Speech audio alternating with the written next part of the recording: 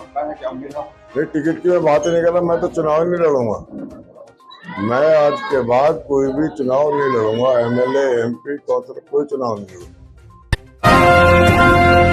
बेबाक हिंदुस्तान, सच की जुबान, हर खबर आप तक। 5 साल हो गया, सोशल मीडिया का ऐसा कोई कोना नहीं है जहां पे हमें कोई नहीं जानता हो। आज अगर हमारे ऊपर एक मुकदमा नहीं है और दिल्ली में हम सुकून से अपनी बात रख पा रहे हैं तो इसी परिवार की वजह से। कांग्रेस को इसका जबरदस्त झटका पड़ेगा। मैं गली गली सर्वे भी किया हूँ, मक्का मस्जिद हो यहाँ पे सीलमपुर इलाके में हर जगह वो भी किया हूँ, और मैं डंके की चोट भी कह रहा हूँ, सभी मुसलमानों से अपील कह रहा हूँ कि इस बार अगर पार्टी मौका देती है, आम आदमी पार्टी अगर मौका देती है तो हम इस परिवार का पूरा साथ देंगे और जिम्मेदारी के साथ विधानसभा पहुंचाने का काम करेंगे।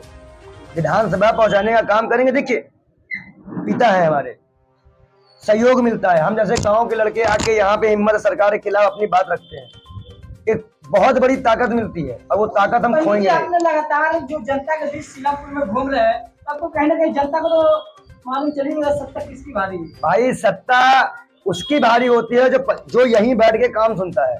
आप कोई भी विधानसभा से 85 हारने के बाद वहां नहीं जाता, लेकिन ये डर ऐसा है कि यहाँ किसी का भी हो काम होता है।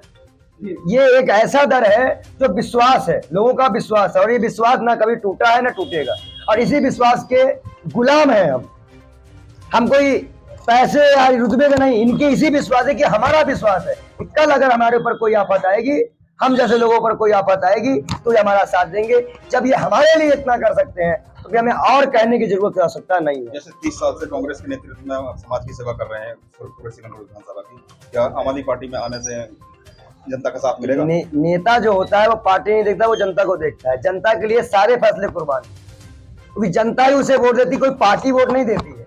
अगर जनता ने उन्हें स्वीकारा था 25 साल पहले, तो आज भी जनता उनको स्वीकारेगी, क्योंकि उनका काम बोलता है, नाम नहीं काम बोलता है। उन्होंने ऐसे काम किया है यहाँ पर जो वो बोल रहा है, और उसके बाद वो काम जुबेर भाई ने संभाला, भाभी जी ने संभाला, और ये परिवार लगातार सीलमपुर में आम जनता के बीच जुड़ा हुआ है। और हम जैसे संत भी इनका समर्थन करते हैं।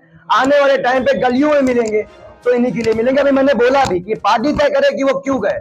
पार्टी के नेताओं को और कांग्रेस पार्टी के नेताओं को शर्म आनी चाहिए कि इतने बड़े नेता को आप 12 दिन से फोन नहीं कर पा रहे हो और आप हाथ हिला रहे हो।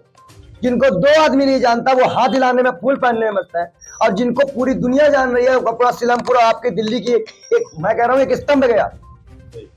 आंसू नहीं गिरा है, लेकिन सब सारे कर्म है, एक स्तंभ गया है कांग्रेस का, और वो कांग्रेस इस स्तंभ को खड़ा नहीं कर पाएगी आने वाले समय में। याद रखिए महाराज जी, जिस तरह से न्याय यात्रा निकाले दिल्ली में, जनता तो पूछ पाएगी जिस तरह से बड़े बड़े नेता को नहीं पूछ रहे हैं। भाई आप जनता सीलमपुर आएगी तो मतीन साहब को ढूंढेगी, जुबेर साहब को ढूंढेगी। कहाँ है, किसको लेके आओगे? शहर ही नहीं है। वो जो गली मोहल्ले के 4 चमचे पाल के हाथ हिला रहे हैं उनको लेके आओगे क्या? ले आओ, वो हमारा सामना नहीं कर पाएंगे तो फिर तो हमारे पिता तुल्य का सामना करना बहुत बड़ी बात है। बहुत बहुत धन्यवाद। आने वाले टाइम में भी उम्मीद है आपकी सरकार आएगी।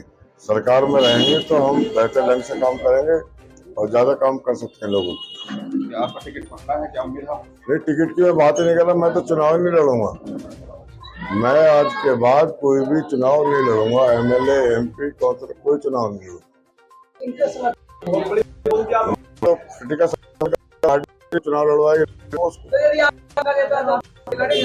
मैं चुनाव लड़ाई वो लड़ाएगा